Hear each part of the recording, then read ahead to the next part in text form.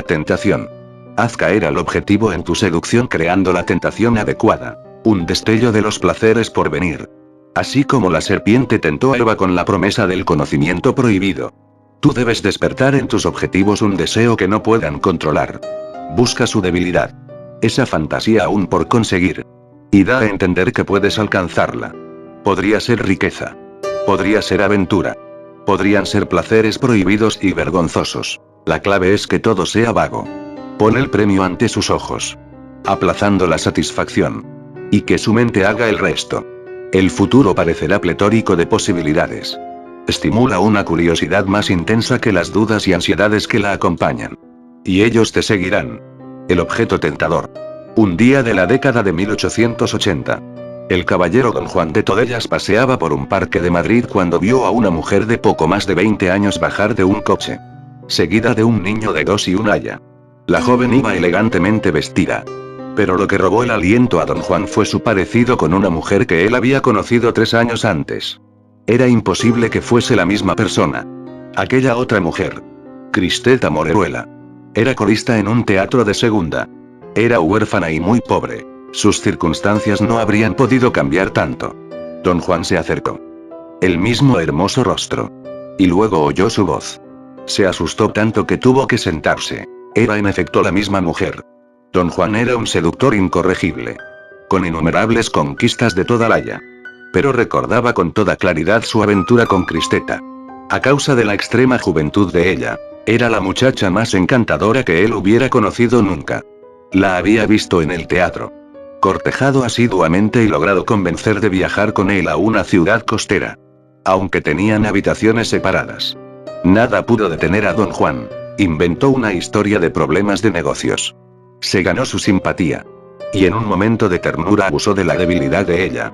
Días después la dejó. Con el pretexto de ocuparse de un negocio. No creyó volver a verla jamás. Sintiéndose un poco culpable, algo raro en él. Le envió 5.000 pesetas. Haciéndole creer que tiempo después se reuniría con ella. En cambio, se fue a París. Apenas en fecha reciente había vuelto a Madrid. Mientras recordaba todo esto. Ahí sentado. Lo acometió una idea. El niño. ¿El niño podía ser suyo? De lo contrario. Ella debía haberse casado casi inmediatamente después de su aventura. ¿Cómo había podido hacer tal cosa? Ahora era rica. Obviamente. ¿Quién podía ser su esposo? ¿Conocería él su pasado? Su confusión se mezclaba con un intenso deseo. Cristeta era muy joven y hermosa. ¿Por qué había renunciado a ella tan fácilmente? Tenía que recuperarla como diera lugar. Aun si estaba casada. Don Juan empezó a frecuentar el parque todos los días. La vio un par de veces más. Sus miradas se cruzaron. Pero ella fingió no verlo. Tras seguir a Aya en una de sus diligencias. Entabló conversación con ella. Y le preguntó por el esposo de su ama. El Aya le dijo que era el señor Martínez. Y que hacía en esos días un largo viaje de negocios. También le dijo dónde vivía Cristeta para entonces. Don Juan le dio una nota para que se la entregara a su ama. Luego pasó por la casa de Cristeta. Un hermoso palacio. Sus peores sospechas se confirmaron. Ella se había casado por dinero. Cristeta se negó a recibirlo. Él persistió. Enviando más notas. Por fin. Para evitar una escena. Ella aceptó entrevistarse con él. Solo una vez. En el parque. Él se preparó cuidadosamente para la reunión. Seducirla de nuevo sería una operación delicada. Pero cuando la vio acercarse a él. Enfundada en sus bellas prendas. Sus emociones. Y su lujuria. Lo sobrepasaron. Ella solo podía pertenecerle a él. Y a ningún otro hombre. Le dijo. Cristeta lo tomó a ofensa. Era evidente que sus nuevas circunstancias impedían siquiera una reunión más. Aún así.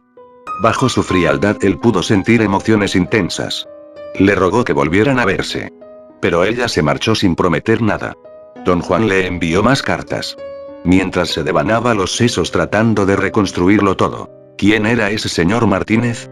¿Por qué se había casado con una corista? ¿Cómo podía Cristeta deshacerse de él? Cristeta aceptó al cabo entrevistarse una vez más con don Juan. En el teatro. Donde él no se atrevería a correr el riesgo de un escándalo. Tomaron un palco. Donde pudieran hablar.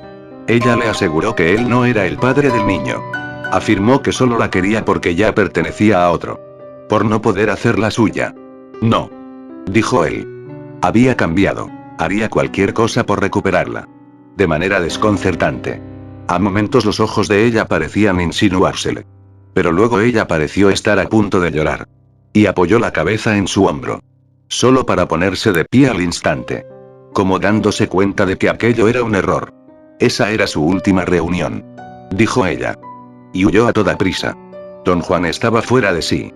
Cristeta jugaba con él. Era una coqueta. Él dijo que había cambiado solo por hablar. Pero quizá era cierto. Nunca una mujer lo había tratado así.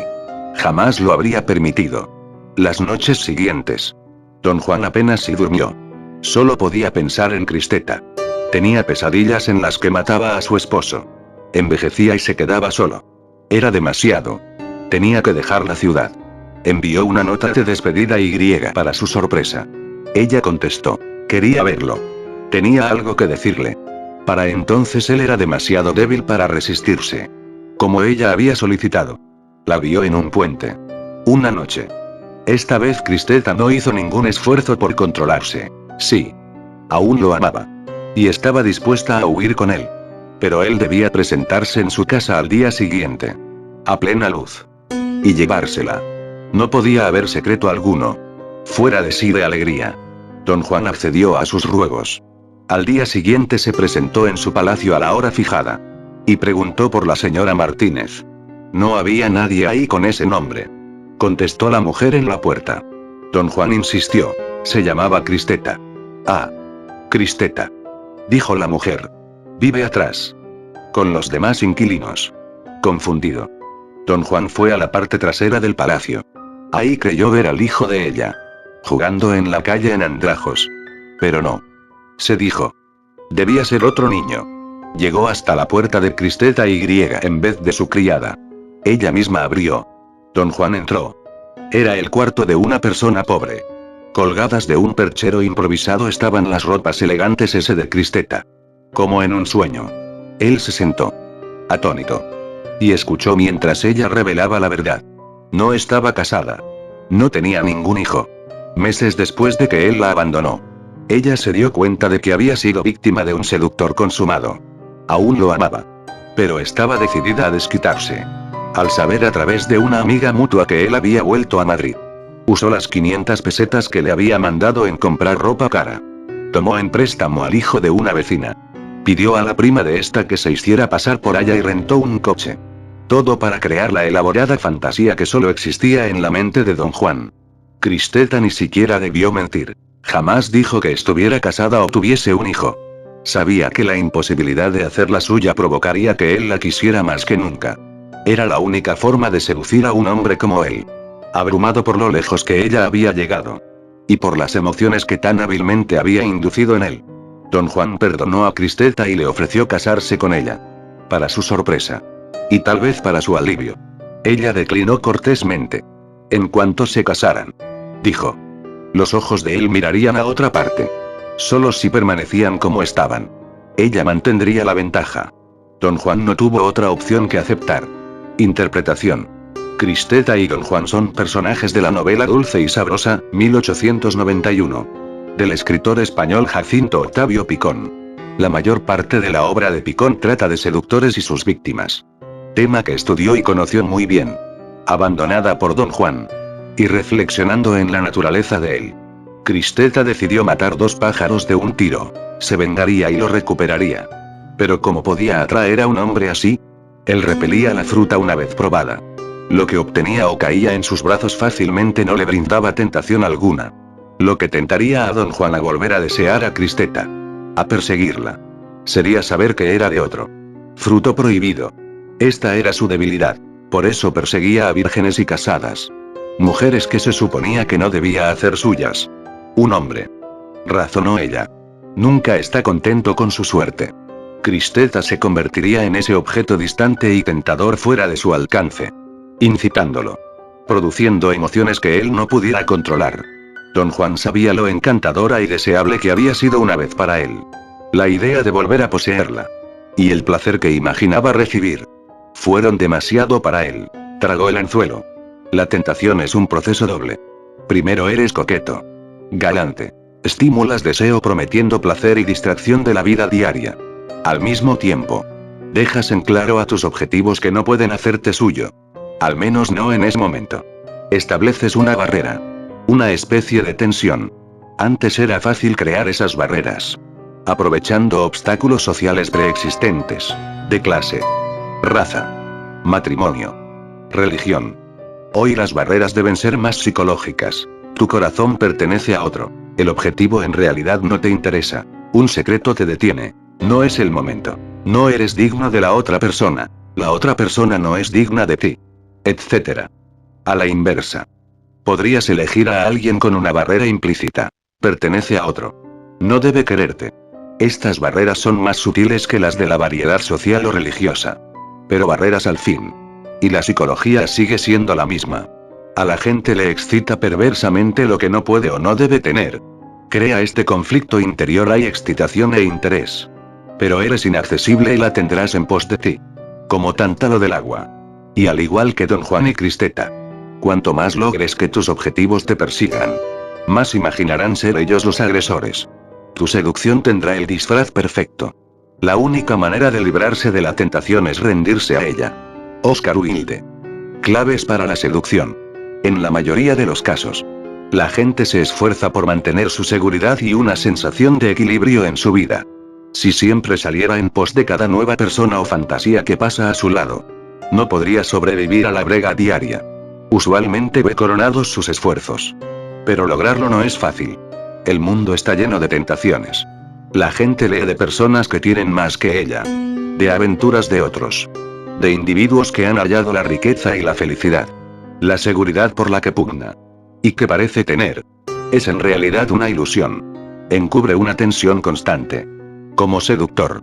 Nunca confundas la apariencia con la realidad. Sabes que la lucha de las personas por mantener un orden en su vida es agotadora. Y que las corroe la duda y el rencor. Es difícil ser bueno y virtuoso. Siempre teniendo que reprimir los más fuertes deseos. Con eso en mente. La seducción es más fácil. Lo que los demás quieren no es tentación.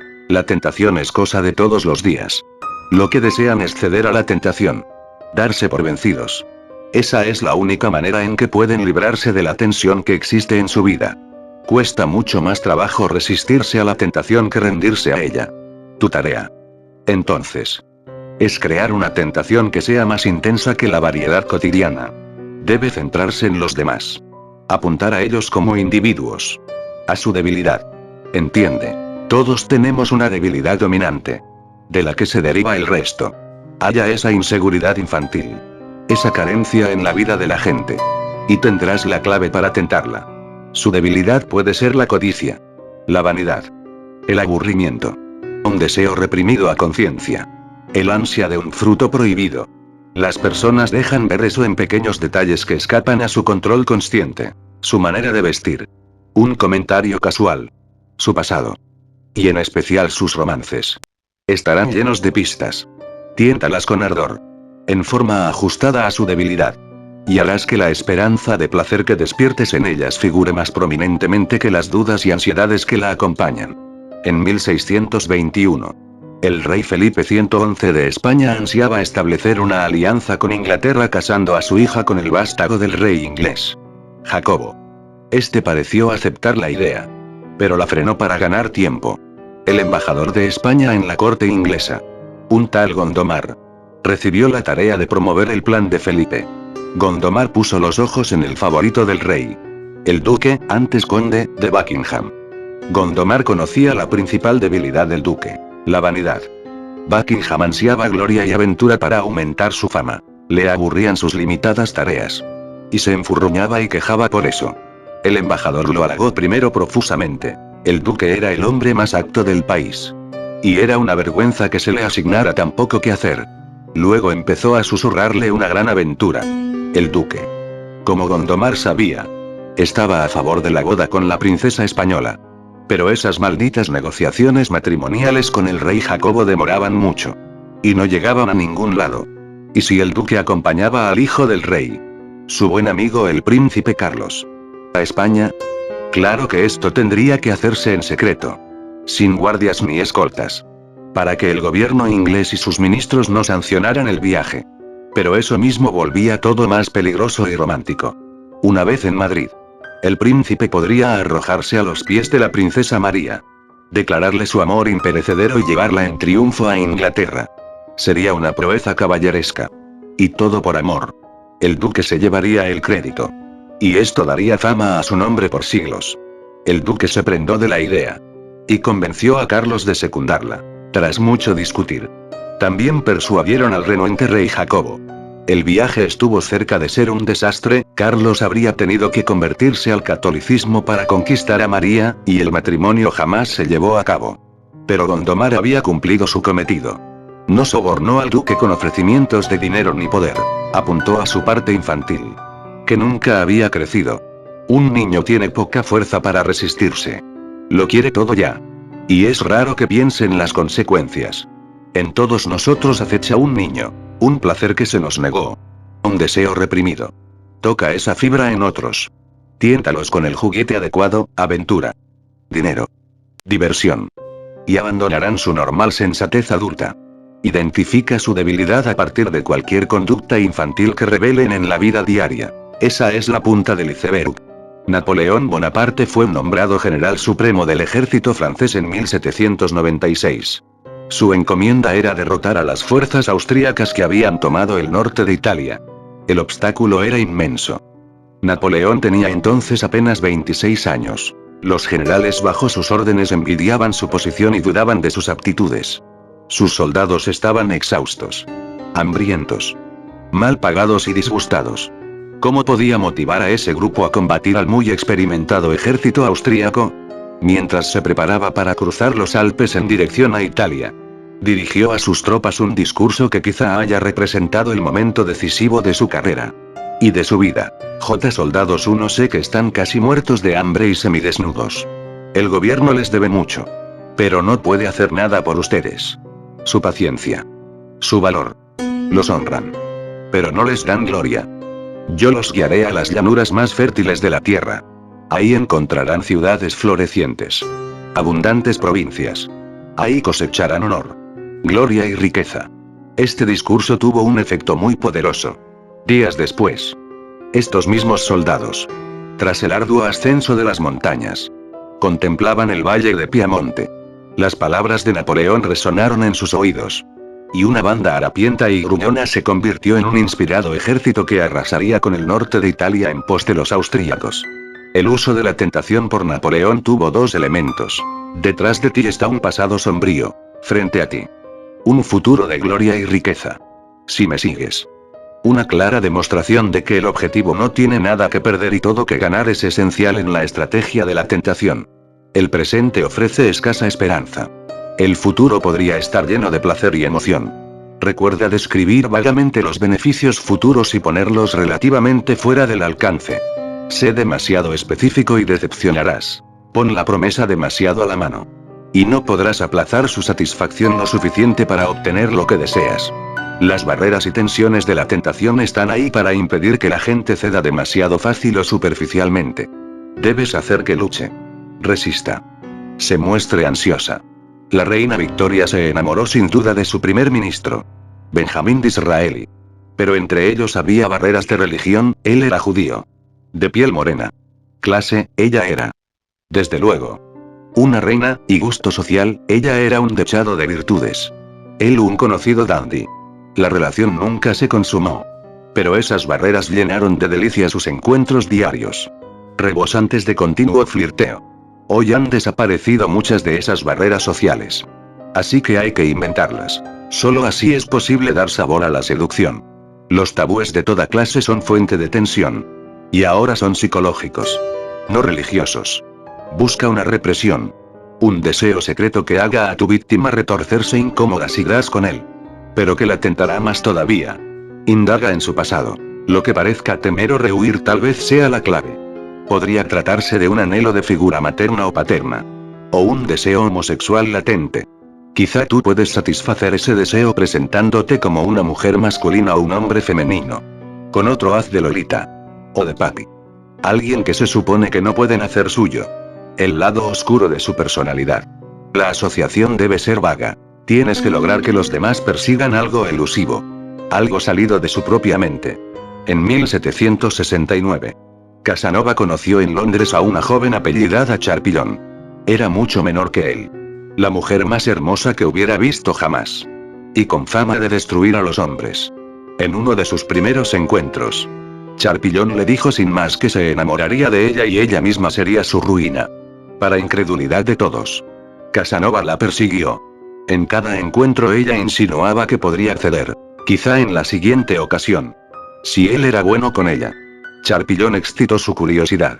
¿Qué placeres le brindaría? Él sería el primero. La domaría. El veneno del deseo penetró tan cabalmente todo mi ser.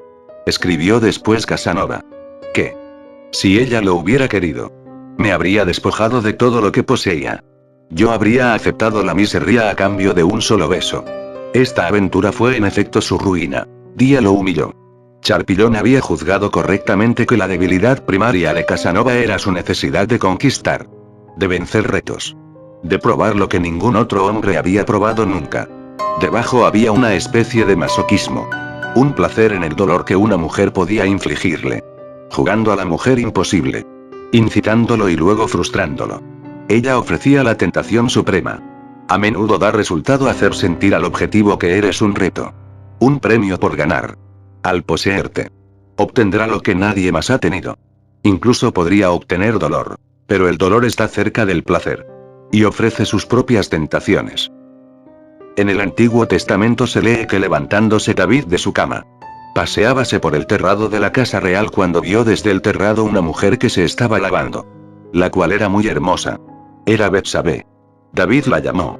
Supuestamente, la sedujo y procedió a librarse de su esposo, Urías. En batalla. Sin embargo, en realidad fue Betsabé quien sedujo a David. Se bañó en su azotea a una hora en que sabía que él estaría en su balcón. Tras tentar a un hombre cuya debilidad por las mujeres ella conocía, se hizo la coqueta. Para forzarlo a perseguirla. Esta es la estrategia de la oportunidad. Ofrece a un individuo débil la posibilidad de tener lo que codicia poniéndote meramente a su alcance. Como por accidente. La tentación suele ser cuestión de oportunidad. De cruzarse en el camino del débil en el momento justo para darle la posibilidad de rendirse. Betsabé usó todo su cuerpo como seduelo. Pero suele ser más eficaz usar solo una parte. Creando así un efecto de fetiche. Madame Recamier dejaba vislumbrar su cuerpo bajo los finos vestidos que se ponía. Pero solo un instante. Cuando se quitaba el mantón para bailar. Los hombres partían esa noche soñando con lo poco que habían visto. La emperatriz Josefina se esmeraba en desnudar en público sus hermosos brazos. Brinda a tu objetivo solo una parte de ti. Para que fantasee. Crearás de este modo una constante tentación en su mente. Símbolo. La manzana del jardín del Edén. El fruto es incitante. Y se supone que no debes comerlo. Está prohibido. Pero justo por eso piensas día y noche en él. Lo es. Pero no puedes hacerlo tuyo. La única forma de librarte de la tentación es rendirte y probarlo. Reverso. Lo contrario de la tentación es la seguridad o satisfacción. Y ambas son fatales para la seducción. Si no puedes tentar a alguien a salir de su confort habitual, no puedes seducido. Si satisfaces el deseo que has despertado, la seducción acaba. La tentación no tiene reverso. Aunque algunas de sus etapas pueden pasarse por alto. La seducción no procederá jamás sin alguna forma de tentación. Así que siempre es mejor que la planees con cuidado. Ajustándola a la debilidad y puerilidad de tu blanco específico.